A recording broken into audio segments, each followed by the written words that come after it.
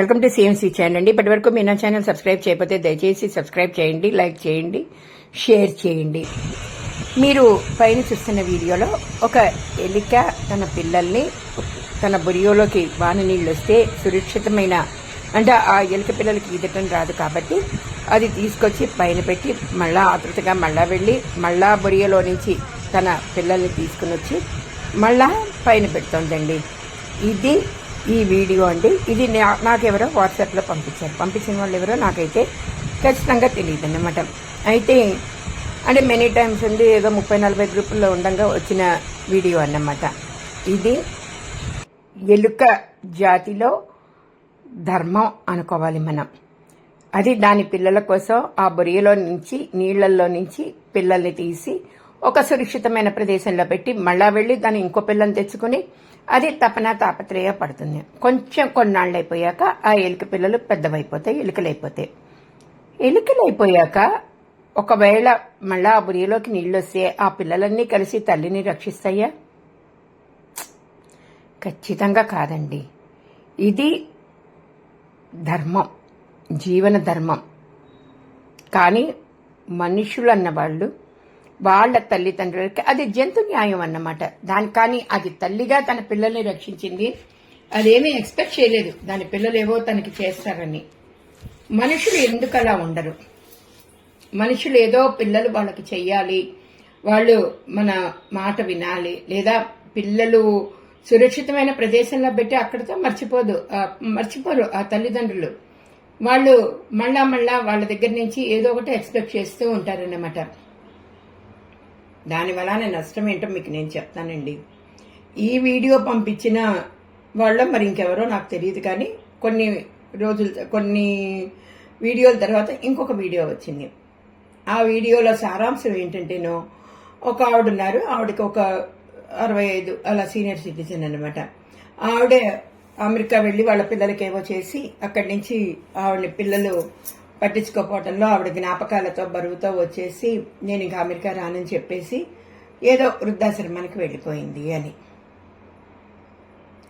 వాళ్ళ జీవనయానంలో వాళ్ళు ఉన్నారు. ఆ రాసిన వాళ్ళు చాలా అయ్యో పాపం అన్నట్టు రాశారు. నేను ఖచ్చితంగా చెప్తున్నానండి, ఇది నేను ప్రతి ఒక్కరికి చేసుకునే మనవి మా సిఎంసి ఛానల్ తరపు నుంచి. మనం ఒకళ్ళు జాలి పడితే మనం జాలి పడతారు అని మాత్రం మనం ఉండకూడదండి. ఒక సూపర్ హిట్ సాంగ్ ఈ మధ్య విన్నా నేను, పడినా జాలి పడితే జాలి పడదే లోకం మన పైన. ఎవ్వరు మన మీద జాలి పడరండి.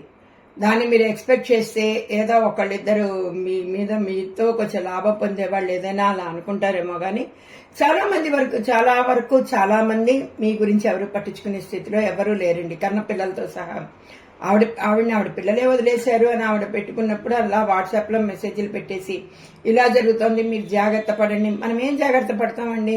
పిల్లలు మనకేం చెయ్యరని జాగ్రత్త పడతామా? డబ్బులు దాచుకున్నారు చాలు, ఆవిడ ఎవరికి ఏమీ ఇవ్వలేను, ఇవన్నీ నా పాత జ్ఞాపకాలు, నా భర్తతో ఉన్నవి అని పాప ఆవిడేదో బాధపడుతోంది. అది మానసిక సంబంధించింది. ఎవ్వరూ ఆవిడ్ని వృద్ధాశ్రమానికి వెళ్ళమని లేదు. ఆ వచ్చిన డబ్బుతోటి ఆవిడకి ఏదో పెన్షన్ కూడా వస్తుందన్నట్టు రాశారు అందులో.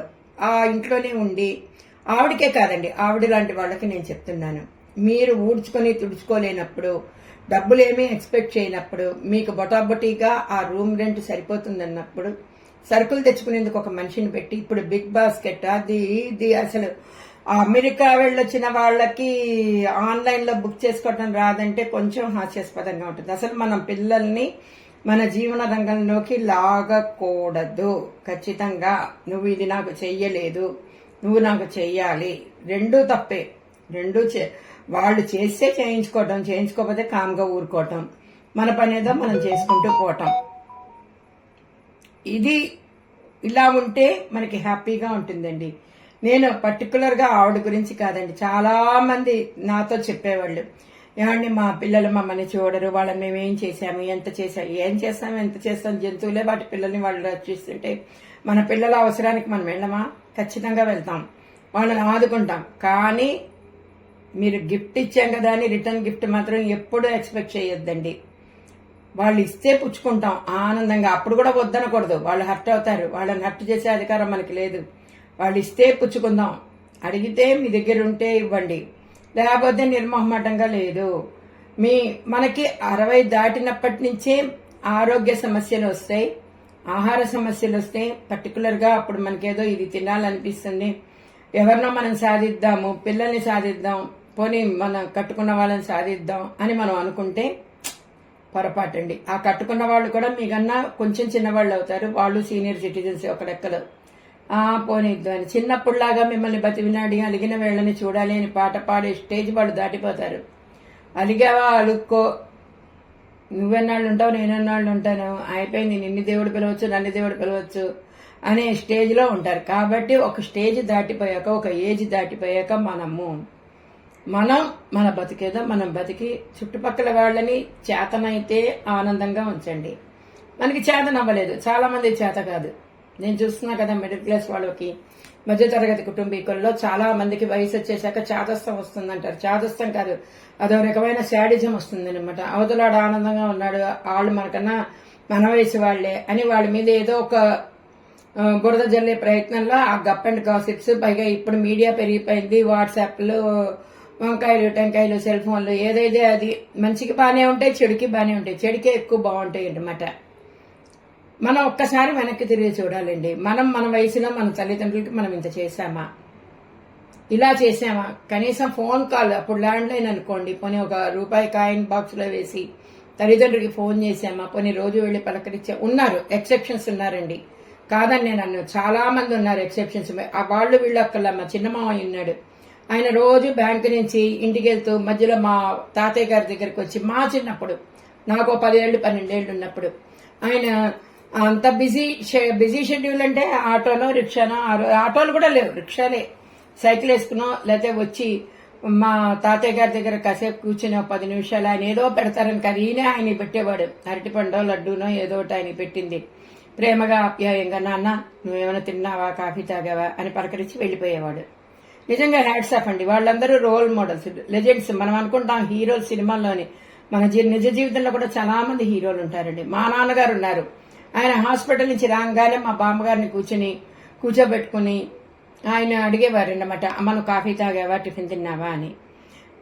అది అందరికీ అంటే కోడళ్ళు అనుకుంటారు, మేమందరం తిని మేము పెట్టలేదా అని. అది వేరే విషయం, అది వాళ్ళ స్వభావాలు. అలా అడిగితే ఫెయిర్ అండ్ గుడ్. మనం ఎక్కడో పుణ్యం చేశాం, పూజ చేశాం, మన పూజకి తగిన దేవుడు ఇచ్చాడు. ఇలా అని నా పిల్లలు చేయట్లేదని కాదండి బాబోయ్, నన్ను తంతారు ఇప్పుడు పట్టుకుని.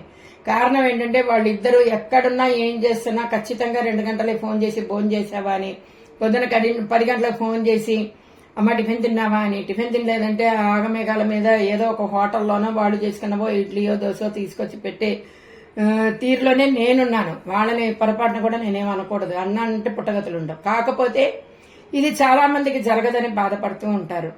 మనం బాధపడకూడదు. అంటే మీది కడుపు నిండిన బేరం అని మీరు అనుకోవచ్చు, కాదండి. నేను చూస్తున్నాను, కడుపు నిండిన బేరం అంటే సినిమాకి తీసుకెళ్తారు, నాకు సినిమా ఇష్టమని, నాతో కాసేపు కబుర్లు చెప్తారు, నేను చేసే వీడియోలు చూస్తారు, బాగున్నా బాగుండకపోయినా. అది more than enough for me.